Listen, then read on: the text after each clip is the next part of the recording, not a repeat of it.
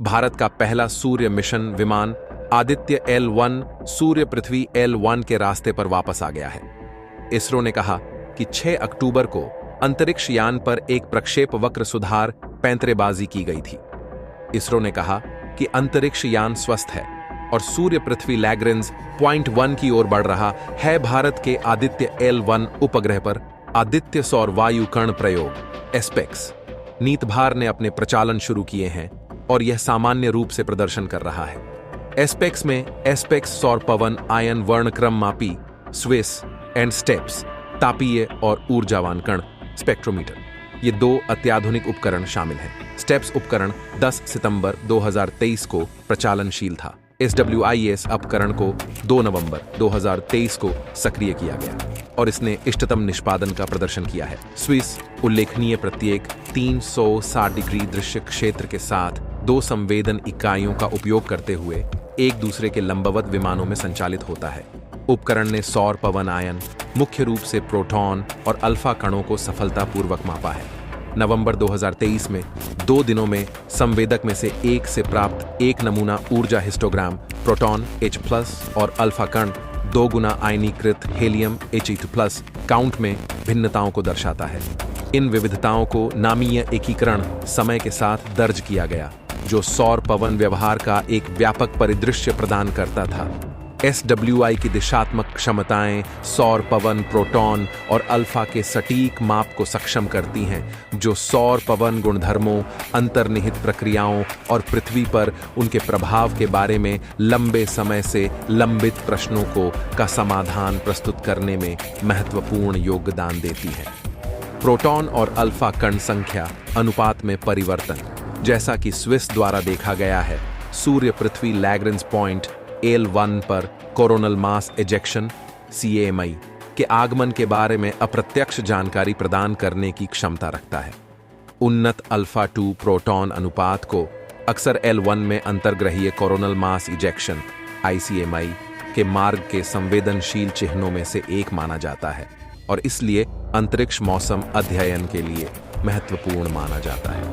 जैसे जैसे शोधकर्ता एकत्र किए गए डेटा में गहराई से उतरते हैं, अंतर्राष्ट्रीय वैज्ञानिक समुदाय उत्सुकता से ध्यान की संपत्ति की प्रतीक्षा कर रहा है कि आदित्य L1 का एस्पेक्स हमारे ग्रह के लिए गहन सौर हवा और इसके प्रभावों के बारे में खुलासा करने के लिए तैयार है।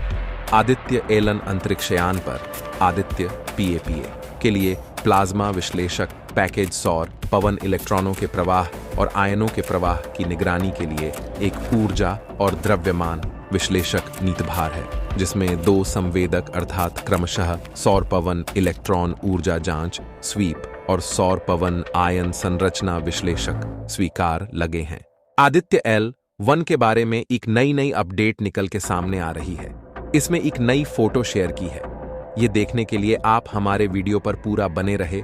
सूर्य का करीब से अध्ययन करके पार्कर सोलर प्रोब का उद्देश्य अंतरिक्ष के मौसम और पृथ्वी पर इसके प्रभावों के बारे में हमारी समझ में सुधार करना है। साथ ही ब्रह्मांड में तारों को नियंत्रित करने वाली मूलभूत प्रक्रियाओं में नई अंतर्दृष्टि प्रदान करना है।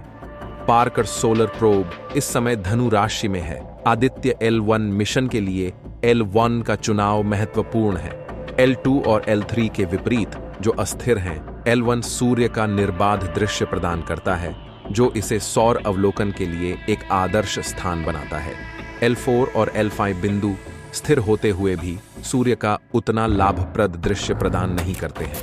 आदित्य L1 मिशन का लक्ष्य सूर्य के व्यवहार का विस्तृत विश्लेषण प्रदान करना है, जो अप्रत्यक्ष रूप से पृथ्वी की जलवायु और उपग्रह संचार को प्रभावित करता है। अंतरिक्ष यान विभिन्न तरंग बैंडों में प्रकाशमंडल, क्रोमोस्फियर और सूर्य की सबसे बाहरी परतों कोरोना का निरीक्षण करने के लिए 7 पेलोड ले जा रहा है। चंद्रयान 3 की चंद्रमा पर सफल लैंडिंग के बाद यह मिशन इसरो के लिए एक और उपलब्धि है। जैसा कि हम इसके निष्कर्षों की प्रतीक्षा कर रहे हैं, एक बात स्पष्ट है, आदित्य L1 हमारे सूर्य को समझने में एक उज्ज्वल भविष्य की ओर एक छलांग है। लैग्रेंज बिंदु अंतरिक्ष में स्थित वे स्थान हैं जहां पृथ्वी और सूर्य जैसे 2 बड़े पिंडों के गुरुत्वाकर्षण बल उपग्रह जैसी छोटी वस्तु द्वारा महसूस किए गए केंद्रापसारक बल को संतुलित करते हैं। पृथ्वी सूर्य प्रणाली में ऐसे 5 बिंदु हैं जिन्हें L1 से L5 तक लेबल किया गया है। L1 बिंदु पृथ्वी और सूर्य के बीच, पृथ्वी से लगभग 1.5 मिलियन किलोमीटर दूर सूर्य की दिशा में स्थित है। यह रणनीतिक स्थान वहां स्थित किसी भी उपग्रह या वेधशाला को सूर्य और पृथ्वी दोनों के सापेक्ष स्थिर रहने की अनुमति देता है, जिससे ईंधन की खपत कम होती है और हमारे तारे का लगातार और अबाधित दृश्य पेश होता है। आदित्य L1 की L1 तक की यात्रा की सावधानीपूर्वक योजना बनाई गई है। पृथ्वी की निचली कक्षा में स्थापित होने के बाद अंतरिक्ष यान की कक्षा को इसके ऑन बोर्ड प्रणोदन प्रणाली का उपयोग करके अधिक अंडाकार बनाया जाएगा। इसके बाद इसे L1 की ओर लॉन्च किया जाएगा।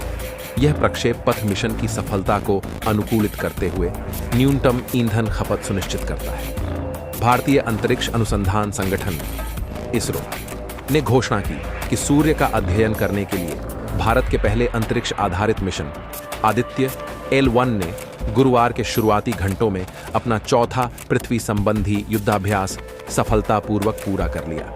यदि आप हमारे चैनल पर नए हैं और आपको हमारा यह वीडियो अच्छा लगा हो और ऐसी अच्छी वीडियो देखने के लिए आप हमारे चैनल को सब्सक्राइब करें, वीडियो को लाइक, शेयर और कमेंट जरूर करें।